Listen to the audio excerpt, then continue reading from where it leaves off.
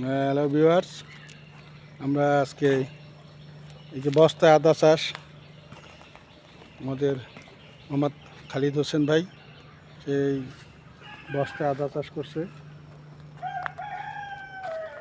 খুব সুন্দর আদার গাছ, যারা ভালো। এই আদা গাছ যে বস্তা চাষ পদ্ধতি চমৎকার, এতে পানি জমে না এবং চাষবাস খুব সহজ, খরচও বেশি একটা লাগে না। এই ভাই সেই আদা চাষ করছেন, চমৎকার আদা হয়েছে। ভবিষ্যতে তিনি আরও করার জন্য পরিকল্পনা নিয়েছেন। আপনারা সবাই এইভাবে আদা চাষ করলে বাজারে চাহিদা কমবে এবং দাম কমবে।